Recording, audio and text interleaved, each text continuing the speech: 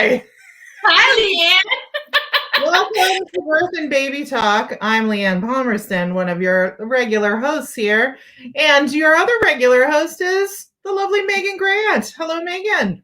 Hello. I guess I am a regular these days. Now that I'm not with my postpartum client, I'm around a lot more, which means I can be here, which is fun and exciting. I love the mask, Leanne. Very cute. Obviously, it has been a year. And actually, the date of this worked out really well because my husband just walked in my office and he goes, I'm trying to figure out, like my home office. He goes, I'm trying to figure out when the last day I was in the office was. And so we were thinking back, and March 11th of 2020, we had Hamilton tickets. So that was like our last like real thing before the world ended.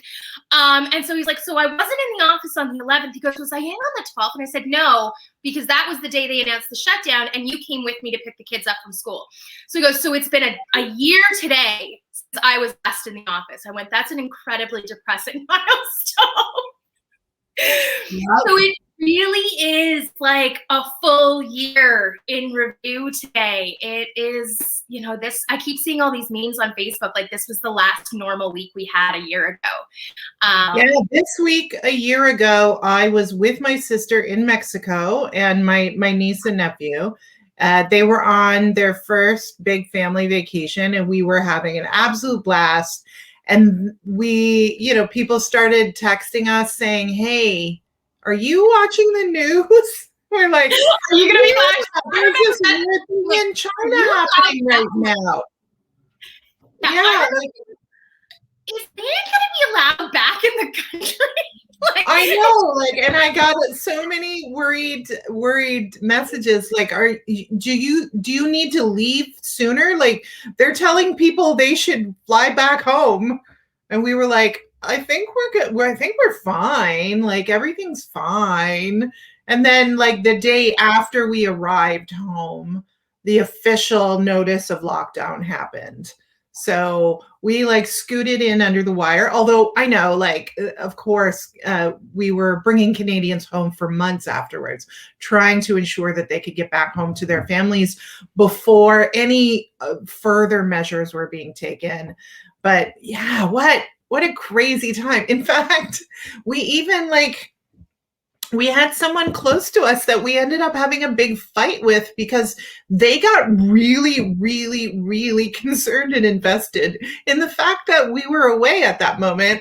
And they just kind of lost their minds, which is a little bit of like that now looking back. It all sort of makes sense because I think the world did for a while lose their minds as an completely understandable as they were trying to figure out what is happening, what are the realities, like what are the rules for what this means, like do we wear masks or don't we wear masks, is it okay to see 2 people that are not in your household or 5 people or 10 people, at what point where is the risk, right? And so at first, you know, there were so many strange rules and stuff that aren't, you know, in place now because we've kind of found our footing on where we know the real risks happen to be and what aren't true risks. Like, I don't think anyone is still wiping down their you know, Amazon packages anymore because we realize that any surface contamination is null and void. We really need, unless you're like, you know, grabbing your packages and picking your nose or something, like, you know, like I think the lesson there is wash your hands. Exactly. Exactly. But we also know that certain types of contaminations have incredibly limited potential for infection and stuff. So it's been really interesting to see like be here now and look back. And I think what I was thinking about today and sort of all of the things I want to cover, because I will be totally upfront with everybody. This was not this week's planned episode. No. When we originally set the schedule for March, I sort of went, listen, COVID with kids sucks. I get it. I'm a mom of 2 younger kids. So we wanted to talk about some things you could do safely on March break. Well, then the government decided that March break was going to be a totally different month. And so obviously having a March break talk today would have been kind of pointless, although it is where I am, it is beautiful outside. And the sun is shining and it's warm and like, I just want to go be outside, not in my house right now. But still, March break activities are clearly not the thing we need to talk about right now. But when I sort of went, okay, so what do we talk about? And I realized the timing, I really sort of thought back, and there's so many big things that happened that are COVID related, but also in a way sort of separate. There's, you know, we've got this whole conversation now that's ongoing about women in the workplace and how women have lost a decade's worth of progress in the workplace because of the pandemic and the need to pull back. So there's that sort of big piece over here. And Leanne, for you and I, who are female entrepreneurs, who are very supportive of women in business and women in sustainable careers, this is obviously a big deal for us, not because some of these women are our clients, but also because we truly believe that women being in the workplace is a betterment for society, or we wouldn't do what we do, right? Like this is a big piece of what we do. So I have often said that one of the things that I think is like, I feel like it's almost a sacred duty of mine that I provide work for women or women identified people in traditional women populated spaces, right? The birthing world is like hugely dominated by women and women identified people. And my being able to give them a living wage, like for the work that they do, I feel is a super sacred duty. So yeah, like I'm very conscious of the fact that women have been knocked back quite a bit in terms of the our understanding of who owns the domestic sphere and who owns the public and working spheres. And now we've sort of shifted everything to a much more polarized vision as it used to be, you know, like 50, 60, 70 years ago. And I remember, you know, thinking back a year right before all of the lockdowns occurred, I remember you and Alex and Meaghan Taylor and I on a call going, what do we do? And I remember how devastated all of us were when we made the decision collectively that the agencies needed to shut down.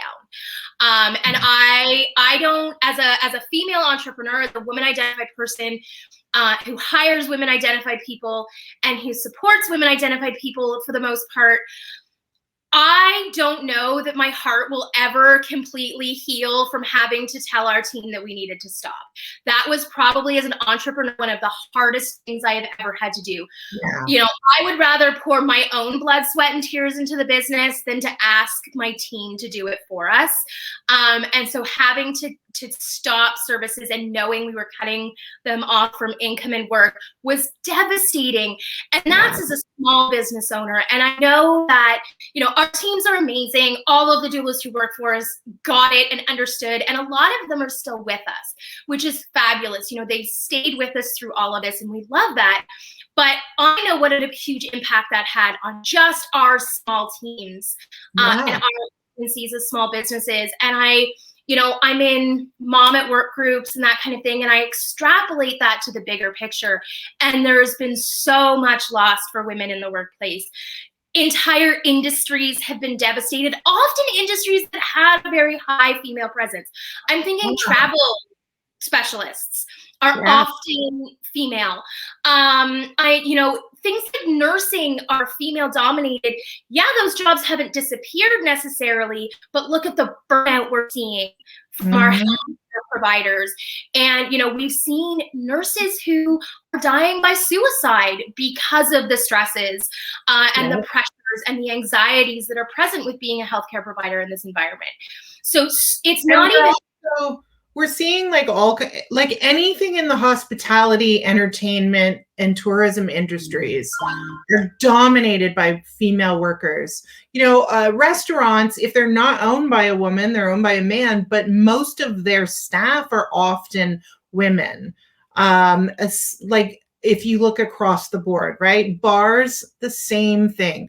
There's often a heavily skew to women working in those positions. Coffee shops, like anything like that. Yeah, it's just, and because businesses are failing left, right, and center because there's entire new paradigms. And there's not just that businesses have not been able to operate, but like a lot of businesses like ourselves have had to pivot. Right. So, if you're not familiar, if you're not like in a businessy kind of environment, when we say pivot, that is like a business term that means you're looking at your business model and the services you use, and you make a big turn in either what you're offering or how you're offering it, right? So we have opened up our virtual services as one of the ways that we're pivoting. If we look at, say, the restaurant and like the entertainment industries, but specifically food related, though they have pivoted into offering curbside pickup, offering delivery.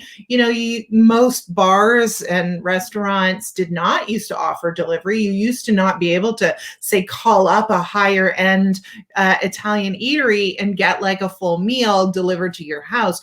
But now we have essentially taxi services that just do all of that delivery. But even the existence of those is negatively impacting restaurants. So even as a lot of us are pivoting and finding new ways to work, it's still kind of crippling us and pulling out a lot of money from our, pockets. And then coupled with that, in Canada, we have a runaway. Sorry, I went away for a second. In Canada, we have a runaway housing market on the same side. So like we've got like a huge significant amount of people can no longer afford housing and they don't have jobs. So it's like, and everybody wants out of the city because they realize that they need space, especially those of us with kids. I know that a lot of folks I've talked to over the last year whose kids are sort of past the crawling stage, if they're in condos, downtown or apartments, they don't have a backyard space, and the parks were all closed and roped off, and there were fines if you used them, and you weren't even supposed to like go throw a frisbee in a field with your own child because it could become like a congregation event. So like you said, there were so many rules at the beginning, and some of them made sense and some of them made different or didn't make sense. Some of them have now changed and evolved. That is my dog in the background, who is determined today to bark at every little thing, even though there is nothing happening outside. I think it's one of those days where like I've reached my pandemic wall. I lost it on my kids earlier. I'm going to lose it on the dog today. So for everybody out there who has lost their shit on their children in the last week, join Okayest Mom in the World Club. That is the reality of pandemic life with kids. It sure is. I agree. Like there's so many things that we've seen change, so many industries, particularly women-dominated industries, that have really lost their footing and their way. They've tried to pivot, but I'm not going to lie, as a business owner, that is now like a 4-letter word in my vocabulary. I hate the word pivot because there's only so far you can pivot. I know. Eventually, you get 3 pivots, and then you're back to your starting spot. So hopefully, by the time you find the starting spot, the pandemic is over. But on top of all of that, and I just sort of touched on it, there's this burden at home, and it's part of this loss of professional spaces for women, but it's also, you sort of mentioned it too, this dynamic between the home and domestic and the outside professional. And I shared it on the TFD Facebook this morning, but I had saved this meme that came up this morning that I wanted to read to everybody today because I read it and I was like, oh my gosh, it's my life. So she believed she could, and she almost did. But then a pandemic hit, and someone asked her to do double the amount of work with the same amount of hours in the day. And someone asked her to be the best version of herself while running on fumes. And she lost track of realistic expectations until she heard all the women talking and realized she wasn't alone. Poured another cup of coffee and decided her best was enough. And that really, when I saw it this morning, I was like, I feel heard, because there's so many demands on us. For anyone with kids who are home doing virtual learning, you're now a teacher and a principal, because, oh my gosh, I'd never realized how sassy my kids were to their teachers. It's almost embarrassing. I become the personal assistant. I'm like the professional assistant to my children. So I am now in charge of checking, like managing their like lists of assignments, whether they're ready to go or in process, if they're overdue. How are we managing all of that in a way that I never had to before? Because, before, teachers were checking in and being able to like look at work in progress. And now that's my job. So I will say though, when I was thinking about all of this, I was like, okay, what were the good parts? What were the things that were a benefit? And I am not going to lie, I don't think I will ever go back to wearing a bra all the time. I'm not sure I'm going back to jeans on a regular basis. My high heels are probably officially retired at this point. Yes, I think not long before the pandemic, I had bought a pair of like crepe sort of pants, like Georgette, like professional pants, for interviews. And now we don't really do interviews anymore. We do those virtually. Nobody sees what's on my bottoms. And I was literally thinking yesterday, I've never, ever worn these pants. I think I might just sell them, because why? Or donate them somewhere, because why? Nobody cares anymore. I think one of the funniest things in the future. Sorry, Meaghan. I was just there's a lag. I think our idea of what it is to look like, to present yourself professionally, is shifting. Yep. And we are making more room for like more casual and more creative looks that do incorporate like far more comfortable clothing. I think the funniest moment of the whole pandemic was, so for anybody who doesn't know, my husband is a lawyer, he's a litigator, was him having like a court appearance, which was virtual. It was a hearing, it wasn't a trial, where in like July, and he's got the dress shirt and the tie and the suit jacket, and then he's wearing cargo shorts on his bottom half. And for anybody who's never seen or met my husband, I love him with all my heart, but it took me 10 years of marriage to get him to wear shorts with ankle socks instead of shorts with sweat socks hiked halfway up his calves. And he has the skinniest chicken legs ever. I love him with all my heart, but skinny chicken legs, and I've told him that our entire relationship.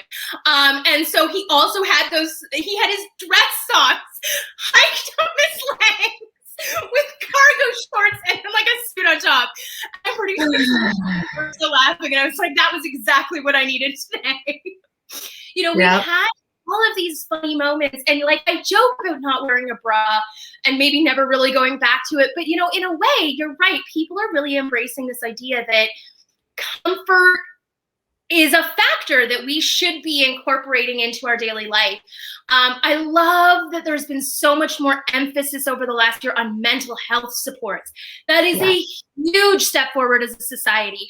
And as much as it has come about because of a really terrible thing, it is a huge positive. And maybe this is naive, but I want to believe that those initiatives will continue and flourish and prosper beyond the end of lockdowns and pandemics, because we have realized as a society that mental health supports are really, really important. And I also hope that, we sort of recognize as a society that just because the pandemic is over doesn't mean the trauma that we have collectively experienced is over, and when you live in a world where, I was looking at the numbers earlier today.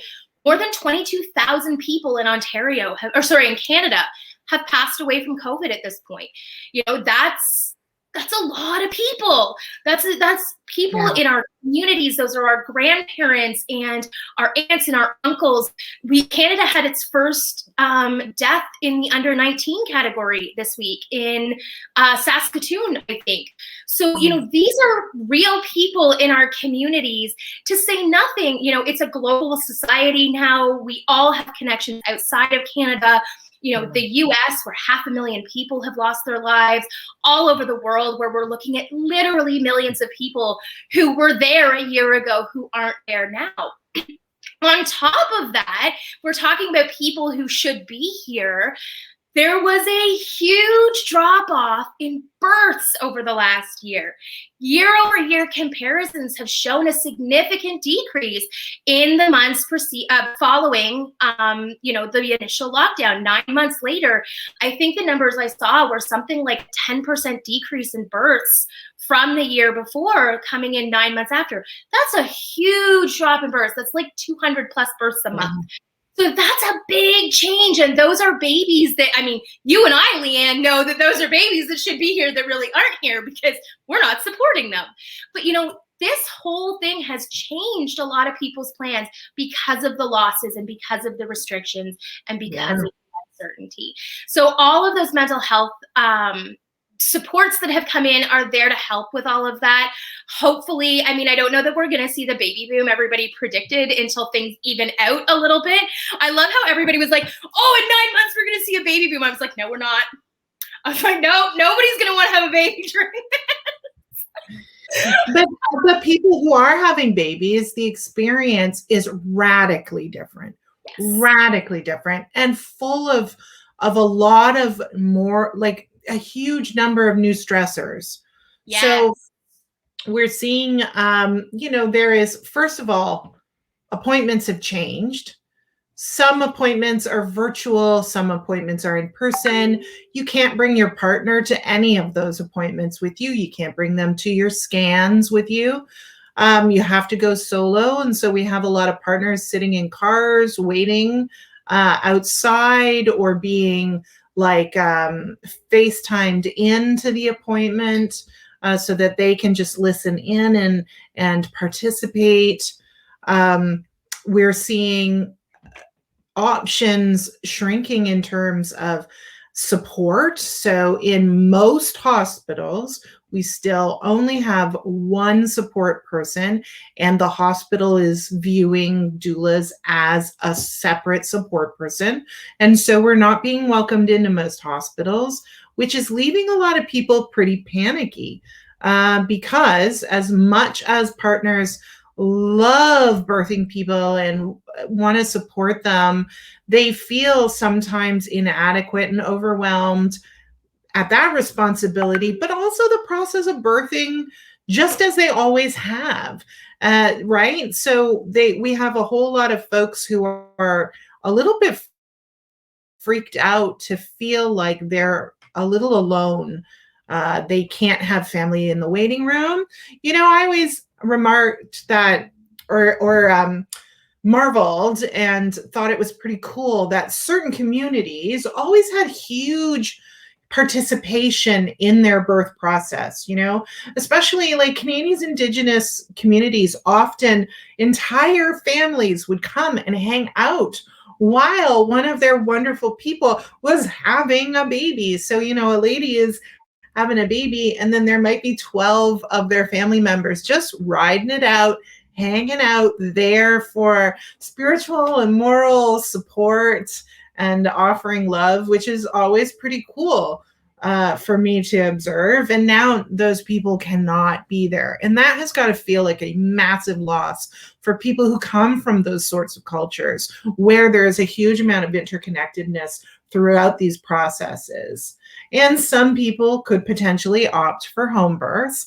But even in those scenarios, you know, midwives also are trying really hard to stay safe themselves and keep their own families safe. So we're limiting the amount of people who can go to home births as well. So they're no longer for those communities where this applies, there's no longer that kind of family gathering feeling around a home birth for those folks. And the birth itself is sort of the culmination of a very different pregnancy. But a lot of that, like I think back to my own pregnancies and the things that would be just 1,000 times harder to do it now. And little things like shopping for maternity clothes. Not all maternity pants are comfortable. And what I liked from my first pregnancy to my second pregnancy changed because, shocker, my body changed over 3 years and having a baby. How about nursing bras? You go buy a more supportive bra in pregnancy because your breasts grew by 1 or 2 sizes, and then they might grow again. And how do you kind of figure that out? What's the right fit for you? Do you want a sports style or an underwire? You don't know. And you may have had a very modest bust before and didn't really need a lot of sort of foundational support. But suddenly, if your breasts grow quite a lot in pregnancy, you might start to feel like you need some structure in there to help you out. And unless you can try those on, you don't really know. And folks, we're still, things are starting to open up a little bit, but I don't know that we're at the come on into Old Navy and try on 20 outfits kind of stage yet. I'll also say, at least in my experience, a lot of pregnant people right now are a lot more cautious because we do know that COVID can hit pregnant people harder. We do know that it can transmit to the fetus, particularly when you contract it very close to your due date. And so we know that there are additional concerns, and we know that right now, at least, sort of the advice on vaccination for pregnant and breastfeeding individuals is a little bit sort of up in the air and varied. So a lot of pregnant and newly postpartum parents are taking it a lot slower, and I'll say in reintegrating into sort of the community. A lot of them are staying home. Groceries get delivered, takeout gets delivered, anything else they need gets delivered. They barely leave the house. Maybe they go for a walk around the block to get some fresh air, but they're not going shopping. So, getting maternity clothes is a lot harder. For me, I loved my baby shower. It was, it's a ritual. There's not a huge number of rituals that a lot of people observe during their pregnancy in North America. And baby shower is one of them. And I know gender reveal that's a whole other episode where I can rant at the ridiculousness that is gender reveals. But let's stop setting forests on fire to announce the genitals of your fetus. But anyways, can you tell? That's a good. Anyways, that'd be it. That's gonna be. We're gonna have to talk about that. But that's a controversial topic. That's a whole topic. But I do think that this loss of baby showers and a chance to naming ceremonies, a bris, all of these events that marked the significant milestones of pregnancy and early parenting, we've had to modify or change. They've gone virtual, which is not the same. Don't get me wrong, I've seen some really amazing things done for Zoom baby showers, but it's not the same as people being able to hug you and hopefully ask permission first, but rub the belly and, all of those things. Exactly. You're not going to get your 87-year-old aunt sitting quietly beside you, when you decide okay, I'm going to go say hello to everyone, and you sit down with her and she quietly tells you about her experiences. And those were the kinds I'm getting a little verklempt. When I think back, it's been a hard year for everybody. No, but when I think back to when I had a baby shower for my first child, some of the people who were there are no longer with us, and they gave me such love and wisdom and pulled me aside to tell me things and to support me. And people are not you can't get that when you have 20 faces in tiny squares on a laptop. that it's really hard to make those sorts of social connections with your family and community that you used to. And yeah, it's not right. And as simple, it doesn't even have to be baby showers. It can just be like getting together for Sunday dinner, which a lot of families would do, you know, where you would be with your elders, where your children, after you had them, could meet and spend time with their elders and their wider family. And we don't have that now at all. And now when babies come home and get socialized, they get socialized with like maybe 3 or 4 people maximum, and that's it.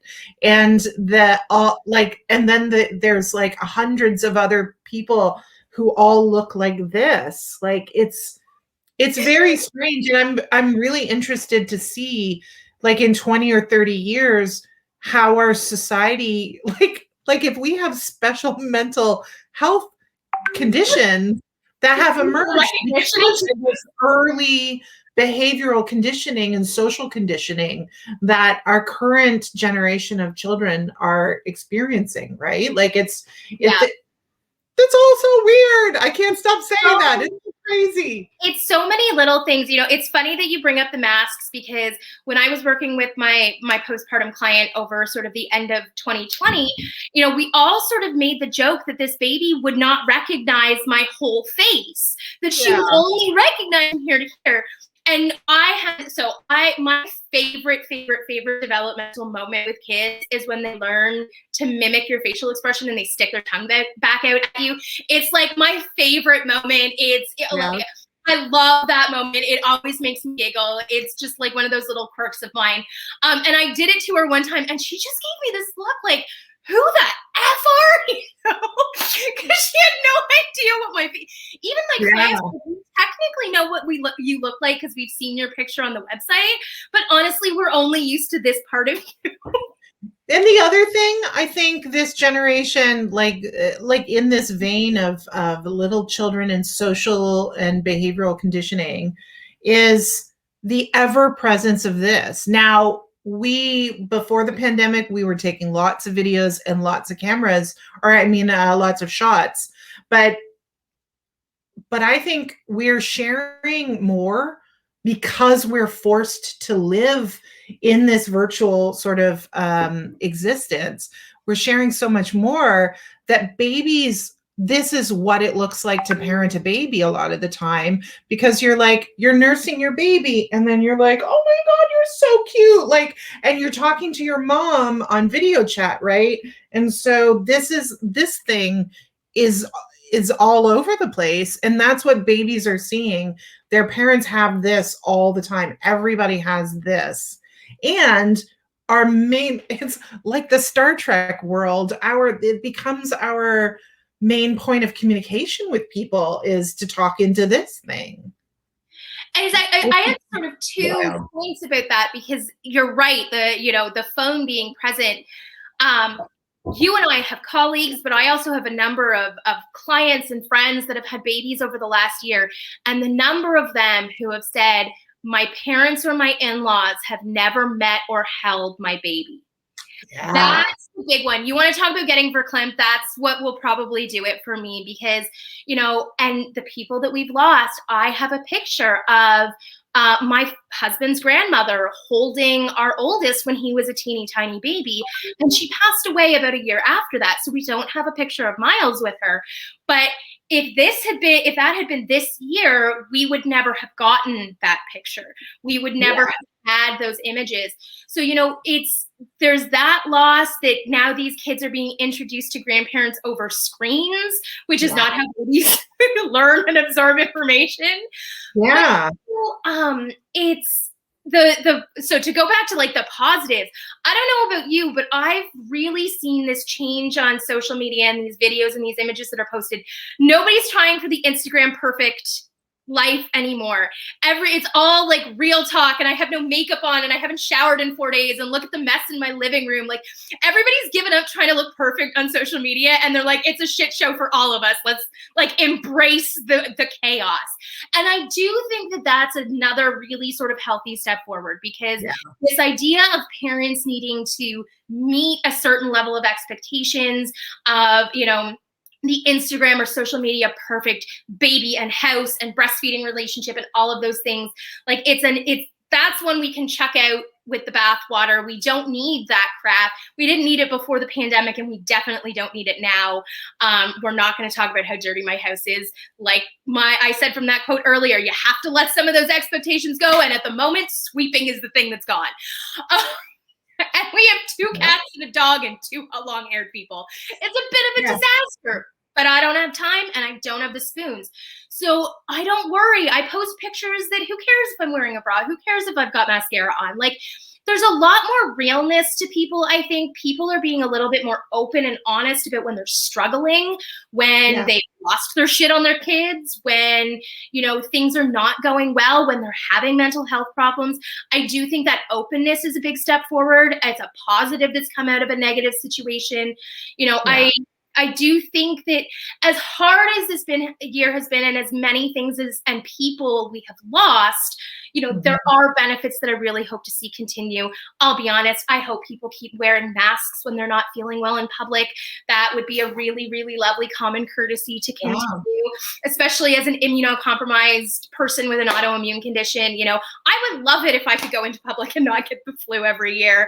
I'd love it if I could send my kids to school and not have them bring home literally every germ under the sun. There's a lot of changes that I think have been made that are positive. Obviously, I think there are some that aren't. You know, I also think we've had, you know, a big positive this year, huge strides forward in science. And I think that we would be totally remiss to talk about a year in review and not talk about the science. And I know that we might get some comments on this one. I am unabashedly pro-vaccine. And so for me, the science of seeing older technology, because mRNA vaccines are not new. They've been in development for well over a decade. So to see some of this old science and old medicine revived in a new way and applied in frankly, a much more successful way, because the mRNA vaccines were originally developed to try and vaccinate against HIV, hasn't been super successful there, but is incredibly successful with COVID. So to see, you know, old medications, not hydroxychloroquine, but there are other treatment options out there.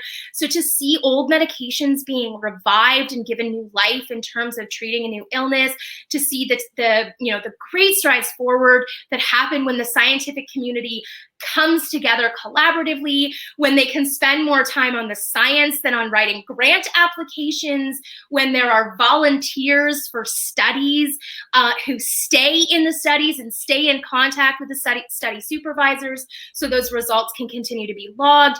You know, it's remarkable. It was a massive, remarkable global effort. Really, you know, the information sharing that happened was unprecedented.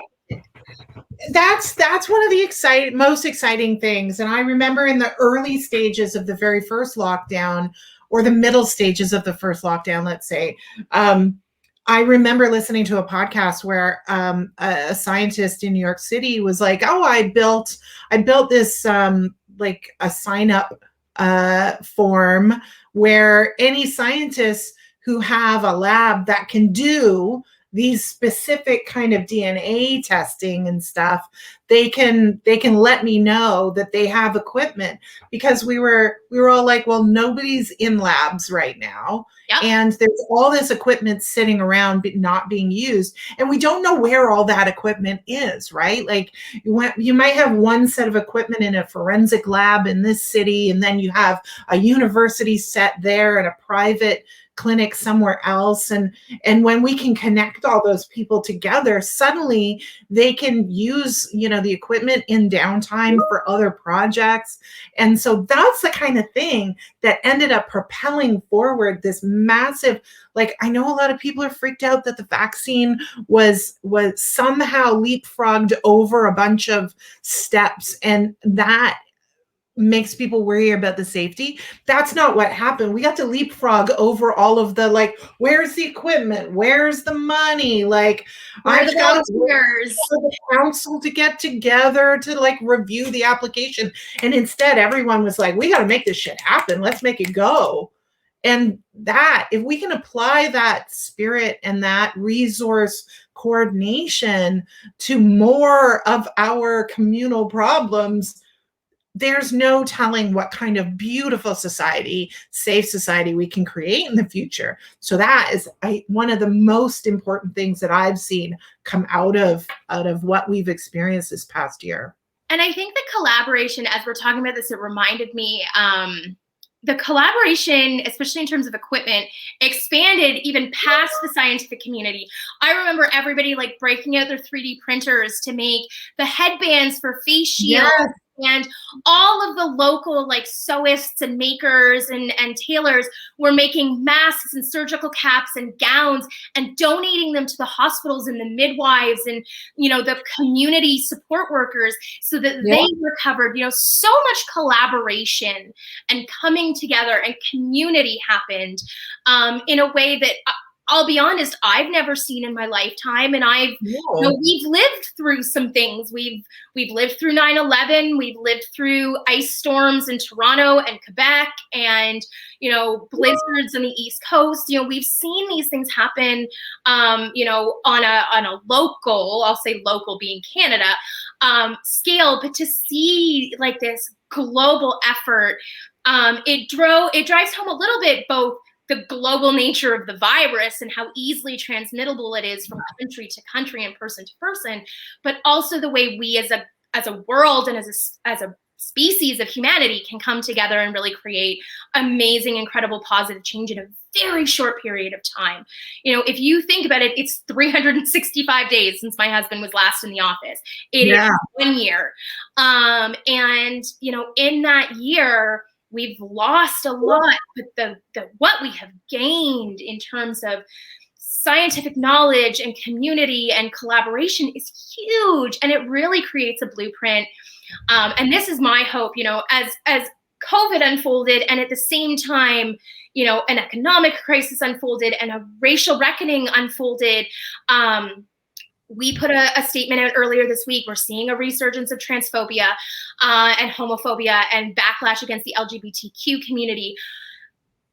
I guess I'm hoping it's growing pains and we're going to move past all of this. You know, honestly, I think when I see people pushing this hard back, right, when we saw what was going on in the summer, I mean, and it's not new. It's not new. It's not new. It's still happening. It's not like what happened with George Floyd ignited something that solved the problem.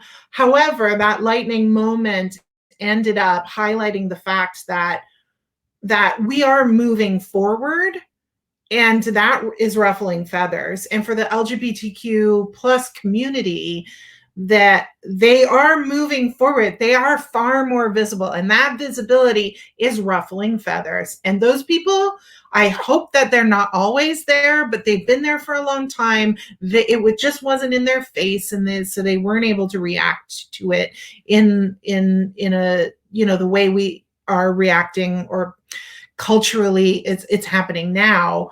But I love the fact that I can go onto social media and I see people who are trans. I see people who are gender non-conforming, who are out and proud about it. I see people in masculine bodies who are wearing lipstick and just acting like it's just that, like, oh, I just happened to put, just like me and you happen to put lipstick on today because it made us feel good. You know, those people are doing the same thing, and the world is a little more colorful, which I absolutely fucking love. That And world needs to be more I mean, colorful.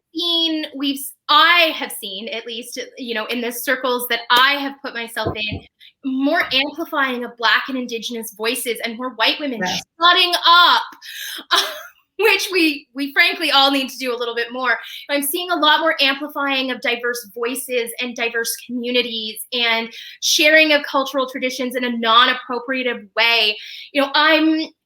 Maybe the pandemic is the great reset button. It's not going to solve our problems by any means, but in a way, it's created the time and the space and opportunity, I think, for some of these changes to really come into place.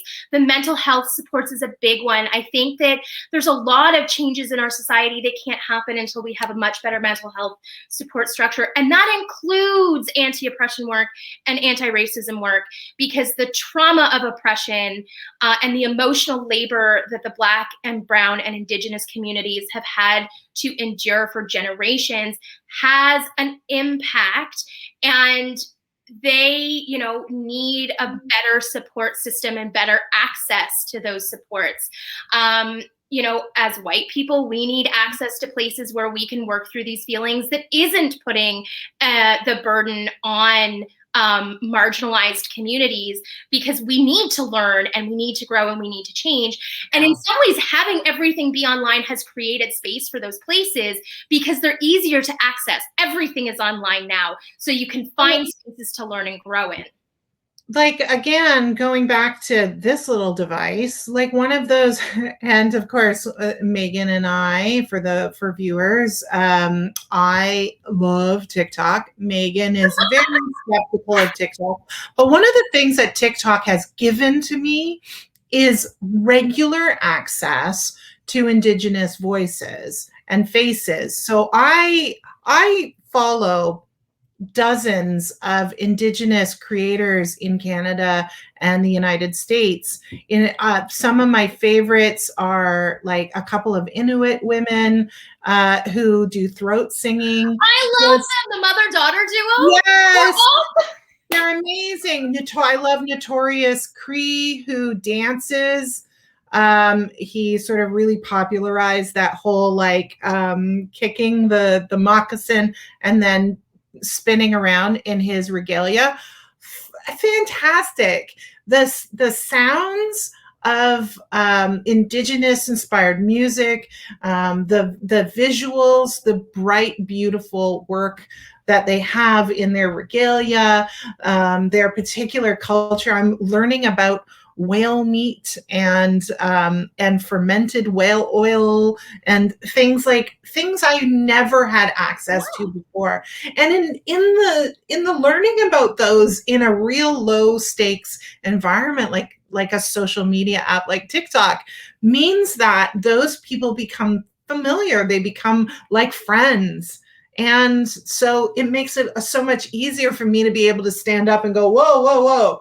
We really need to take care of my friends up there or in this particular community, or being able to recognize when white interests are interjecting themselves in places where they shouldn't be, in terms of like pipelines or fishing problems and things like that. So I am far more politicalized around issues like that because we've all had so much more time to hang out on social media for entertainment, but my entertainment is like a gentle awakening within me to the diversity and beauty that is available to us in the world, which, again, huge gift that we've been given. Full confession, I don't understand TikTok. I feel like one of these days I'm going to make a TikTok video that's like me shaking my cane and being like, get off my social media.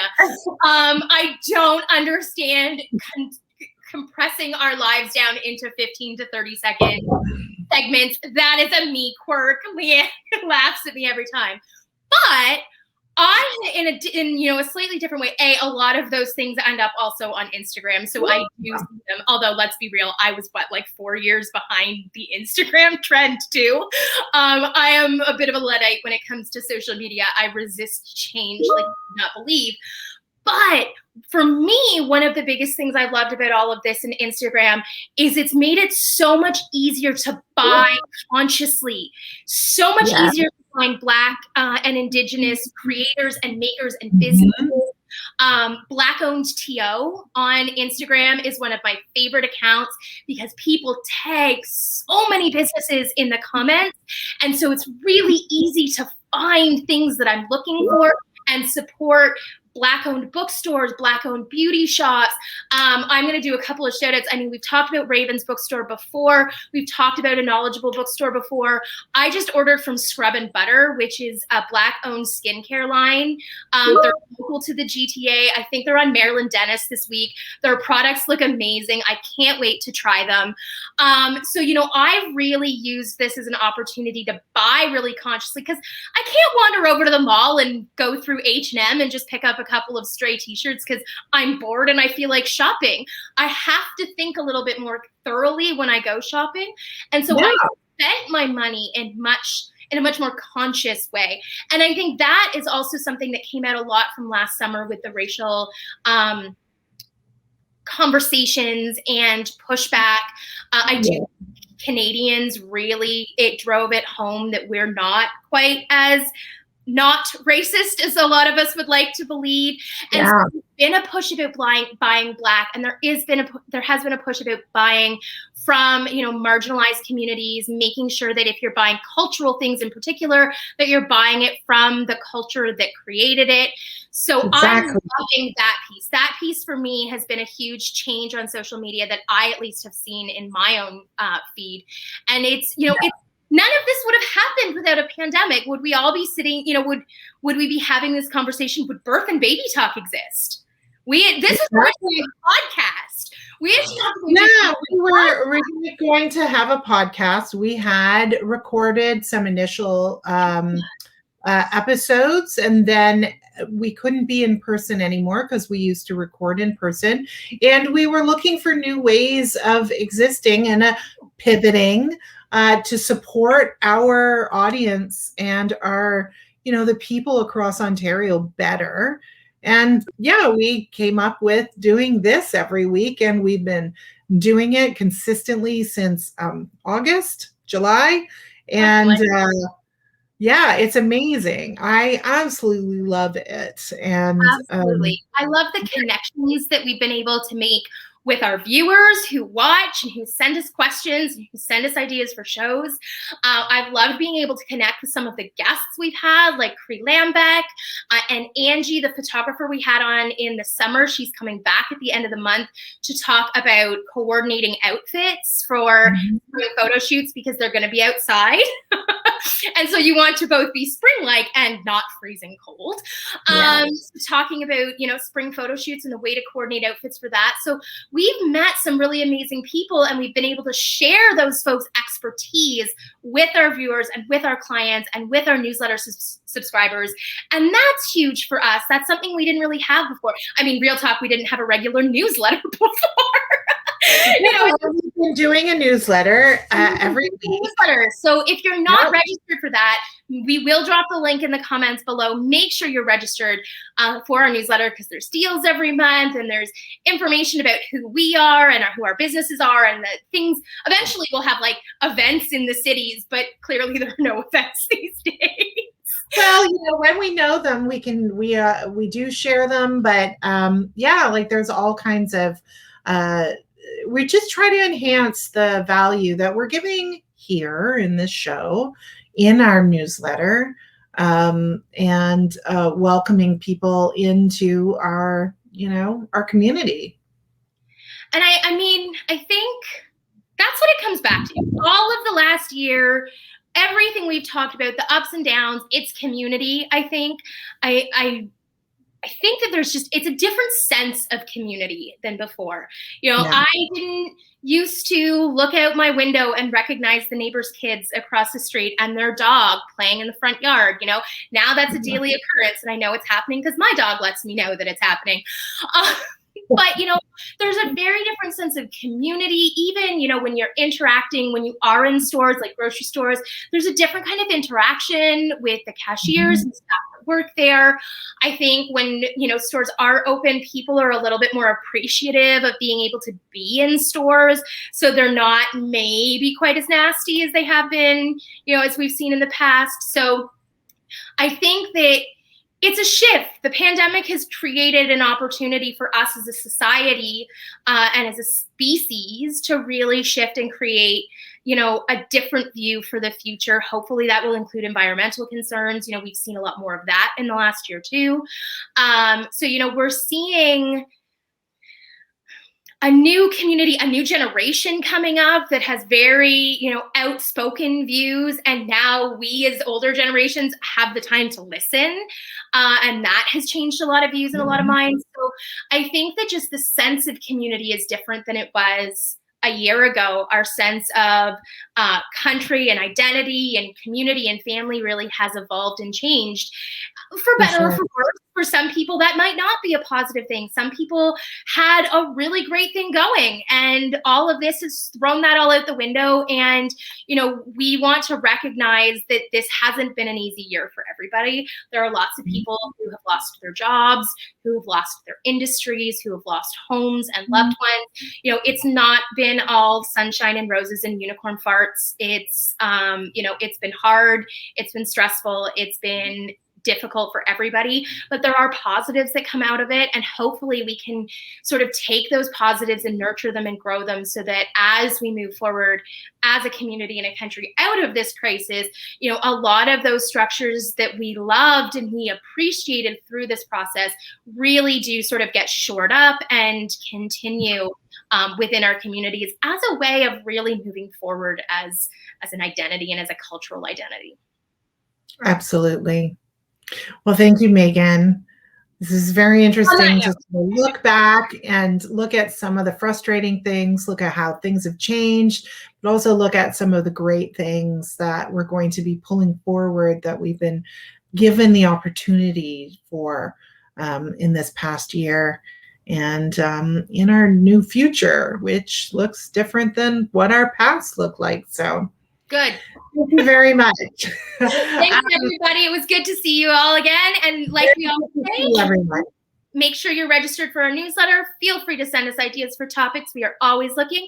And if you are a professional in the community and you would like to be on the show and talk to us and tell everybody about your amazing products or services or what you do, please be in touch. We always like having guests and making connections with other people in the community. Thank you, everybody, for joining us, and we will see you next week. Leanne will see you next week when she is talking all things baby-led weaning. That's right. Bye for now.